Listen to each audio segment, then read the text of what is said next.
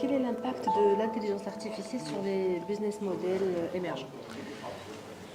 Écoutez, l'intelligence artificielle nous permet de repenser les choses. Je crois qu'avec une telle technologie, ce qu'on pourrait faire, c'est de repenser complètement comment on vend un produit, qu'est-ce qu'on crée, quelle valeur on crée. Un business model, c'est la manière avec laquelle vous créez de la valeur et vous en capturez une partie. Si vous voulez, quand vous faites ça dans un setting normal, vous réfléchissez avec les contraintes existantes. Maintenant, avec l'IA, normalement, vous êtes capable de repenser complètement cette création de valeur pour les clients et comment vous allez en capter une partie. Et parfois, ça peut devenir un jeu qui est totalement différent. Je vous donne quelques exemples. Il y a des acteurs dans la finance, comme Alipay de Alibaba, qui sont, je pense, 10 000 employés et qui arrivent à servir plus d'1 milliard de clients.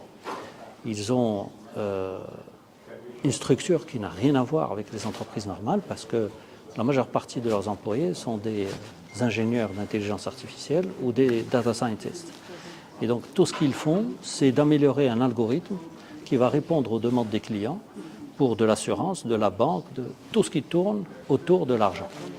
Donc avec une application qui est simple, ils ont donné accès à 1 milliard d'Asiatiques, je pense qu'il y a la Chine évidemment, mais il y a d'autres pays, où la valeur créée pour l'utilisateur, elle est grande, parce que c'est très facile d'avoir un prêt ou une assurance, et les coûts de production sont totalement différents. Il n'y a pas de personne, il n'y a pas de branch, il n'y a pas de truc physique, il n'y a rien. Donc quand vous réfléchissez comme ça, vous pouvez voir les choses autrement et créer donc un nouveau business model qui vous permet de gagner de l'argent, de diminuer les prix et de faire profiter évidemment les utilisateurs. Là, ce qu'on fait en général, c'est qu'on crée une AI Factory, ce qu'on appelle une AI Factory. Donc, pour vous donner une idée rapide, c'est avoir un data lake, c'est-à-dire s'assurer que toute l'information rentre pratiquement au même endroit pour qu'on puisse appliquer dessus des algorithmes, donc des algorithmes d'intelligence artificielle, et de sortir des insights et des predictions qui permettent de faire des choses complètement incroyables. Et ça, cette idée-là, c'est une belle idée, mais le problème dans les entreprises existantes, c'est qu'elles ont des silos. Et donc l'information ne circule pas aussi facilement. Quand les gens créent à partir de zéro, ils pensent l'entreprise comme étant un data lake. Oui. Donc je simplifie avec des termes. Mais, donc il y a un data lake qui est créé et quand vous faites ça, eh bien, la nature des emplois et des fonctions et des rôles est totalement différente. Donc vous voyez le monde autrement, vous faites les choses autrement.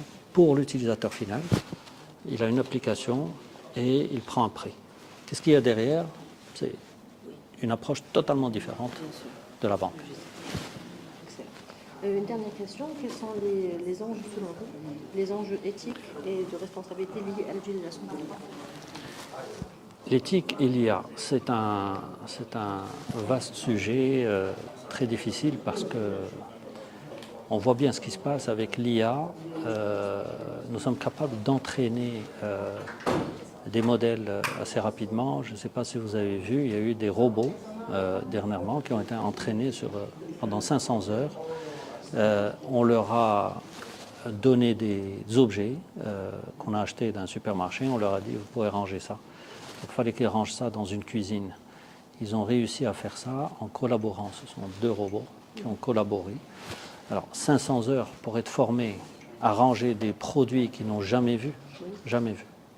Donc, c'est prendre ces produits